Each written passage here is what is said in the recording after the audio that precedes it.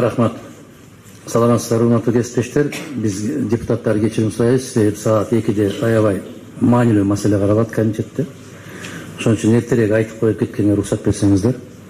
Пикирибизди билдирели. Азыр Жанар мырза айткандай, биз баарыбыз ушул мыйзамды кош колдоп колдогондорбуз.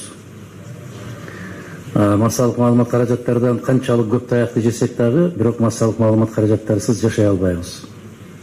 Буга көнүшүбүз керек. Bir azamattар айтып кетти, көбүрөөк позитив жазсаңар деп. Мисалы, айлык көбөйдү. Позитивпи? Позитив. Атаңдын көрү айлык карыз алып көбөйтүптүр. Негативпи? Негатив да. Факт да бул.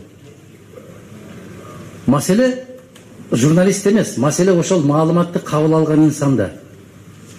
Баткенге 3 миллиард сом бөлүндү. Позитивпи? А эмне үчүн бөлүндү? Талкаланып калган үчүн. Позитивпи? Негативпи? Бул да факт. Кеп окуп аткан кишиден бирөөгө жааган жандыр майдай жагат, бирөөгө жакпайт.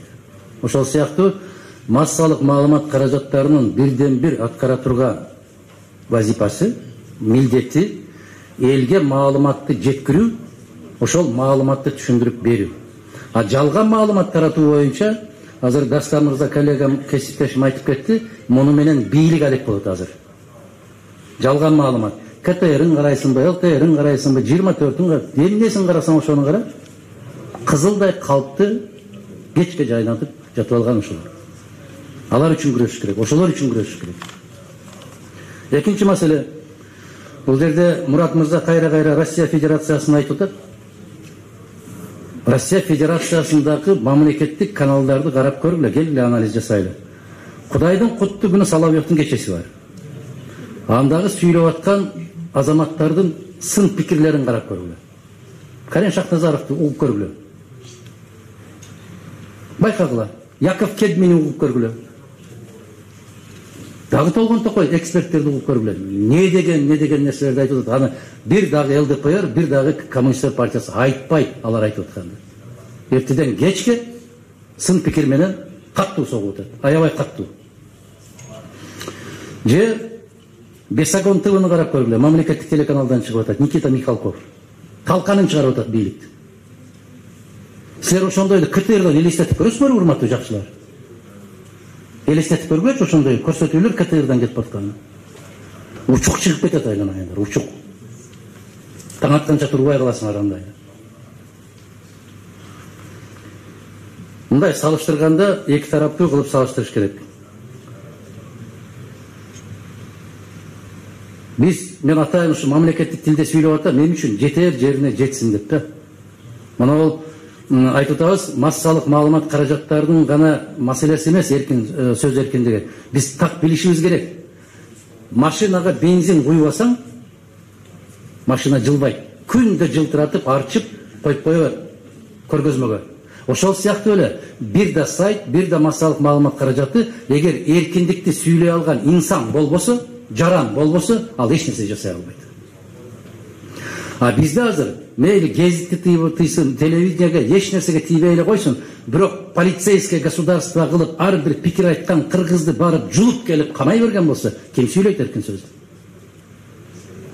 Ким сүйлөйт? Биз жарандын эркиндиги үчүн күрөшүшүбүз керек. Жаран эркин болмоюнча эркин сөз пайда болбойт. Ошол өз пикирин эркин айта ала турган жаран калатабы Кыргызстанда? Калбайбы? Мына кеп ушунда туруп атат. Баарын короого айдап кирип, бир сөз пикирин билдирсең, сен өз пикириңди билдирсең, сен террористтен каттуураак коркунучтуу болуп атпайсыңбы? Мына камалып жаткан 24 инсан. Мына Бириккен Улуттар Уюмунун декларациясында 19-чу беренесин карап көргүлө. Всеобщее прав человека, 19 статья. Пожалуйста, никто не имеет права заставлять думать иначе. А их заставляет. Их заставляют, чтобы они думали иначе, они говорили иначе. Они только позитив говорили. О негативах молчали. Вот мы куда катимся. Урматтуу кесиптештер, Эгерде биз баарыбыз ушундай болуп төгөрөк столго бириге турган болсок, биз күчпүз тилекке каршы сөз эркиндигине келгенде гана бириге калабыз дагы, калган социалдык өтө маанилүү маселелер болуп атса, унчукпайбыз да. Баягындай да Кыргызда бир керемет макал бар го. Көзүм көрбөсө бир жеримди бөөрү жесин дегендей. Мага тиешеси жокпу, значит я посижу, подожду. Это мне не касается. Вот вы помните, да? Чычкан жөнүндө. Чычкан бир короодон чуркап чыгып барып, короодо ким жашайт? Короз жашайт экен, бир кочкор жашайт экен, бир жылкы жашайт экен, ат. Чычкан чыгып айтып атат. Кокуй, могул кампада бир капкан коюлуп калыптыр дейт. Десе короз кочкор каткырып күлөт. Ал капкандын бизге не тиешеси бар дейт. Ал сага тиешелүү дейт.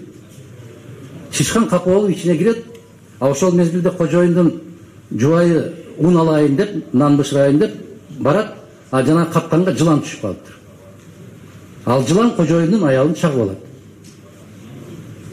Анын ооруп атканын көрүп, корозду союп шорпа кылып берет. Айыкпайт. Дарыгер чакырат, кочкорду союп, этин сатып, ага дары алып берет. Анан болбой айыкпай каза болуптур, эмне кылат? Жылкыны союп, акыркы сапарга узатат. Баягы каткырып күлгөн короз да өлдү, кочкор да жок, жылкы да жок. Анан чычкан ойлонуп отурат дейт. Бизге тиешеси жок деди эле го. Эмне болду буларга деп. Ошол сыяктуу айланайын туугандар, Кыргызстандагы кыбыр эткен нерсенин баары бизге тиешеси бар. Бизге тиешеси бар. Мына мыйзамдын тегерегинде сөз болуп аткандан кийин, мына жанакы жалган маалыматтан этият болуу дегенде, урматтуу Мурат мырза, дайреним отурат. Дайреним аябай машыккан ушул жактардан. Абдан жакшы билем ушундай. Ошол баягы биздин кесиптештерибиз айткан ботторду токтоткула. Акча берип ошолорду кармаган фабрикаларды жапкыла. Андан көрө көйнөк тиккен фабрикаларды ачкыла. Мектеп мугалимдин баягы балдардын формасын тиге турган фабрика ачкылачы айланайында. Силер өтө көп ачып жүрдүңөр андай фабрикаларды. Анан ким пикирин билдирген болсо эле түнү менен же эртең менен саат 6-да барып баса калган, мен эскертип коем. Мурат мырза билет. Мурат мырзаны мен 95-жылдан бери ушинтип эскертем. 95-жылда эле ушундай сөздү айтып келген. Акаевди деле дал ушундай коргоп келген. Тил тийгизбей келген. А натыйжада эмне кылды? Мына ушулар бийликтин баарын жеп аткан ушулар айланасындагылар. Кокуй, мына азыр эле Жанар мырза айтпадыбы, жана 60 депутат кол коюп бериптир деп. Кандай кылган кезде да кол койбойбуз биз андай нерселерге. Бирок булар көнүп калган азыркы бийлик. Колун койдуртат дагы биринчи барагын алмаштырып туруп өзүн коюп коет. Аферизм деп коет муну. Кудайга шүгүр, биздин депутаттар, акыл эстүүлөр кандай кагаз көтөрүп келсе дагы азыр биз кол койбойбуз ага. Бирок мына мыйзамды менимче триггер деп коет, ар бир нерсеге триггер бар да.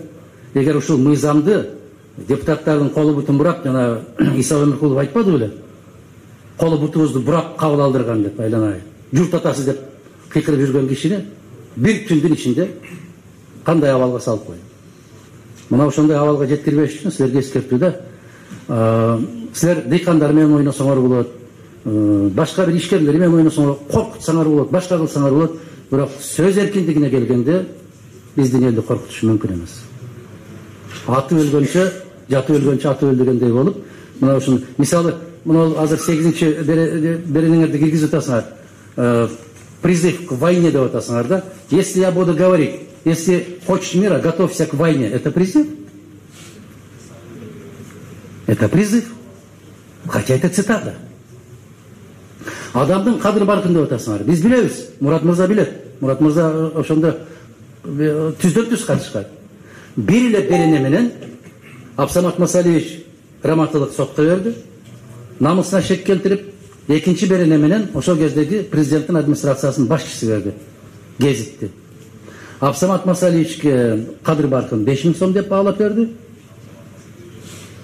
Себеп Жанар мырза айткан эки гезиттин мындай бир атак даңктуу гезиттер да алар. Администрациянын жетекчисине 250 000 сом, себеп ал эгемен гезит.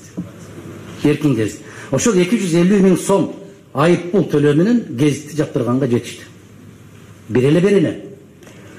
Уважаемые наши зарубежные коллеги, я хочу выразить вам огромную благодарность за то, что вы переживаете за свободу слова в нашей стране. Но я должен сказать, что пока что общественность сама не осознает, какое богатство именно свобода слова, свобода мысли, свобода выражения собственных мнений, мы ни к чему не добьемся. Мы можем обсуждать 10 раз, 5 раз, сколько раз можем обсуждать, но Васька слушает-то есть. А не будет слушать, но будет кушать еще больше с аппетитом. Надо быть очень осторожным. Коомчулук, біз өзіміздің жоопкерчиликти сезмейинче бұл маселени оңдой албайбыз. Рахмат.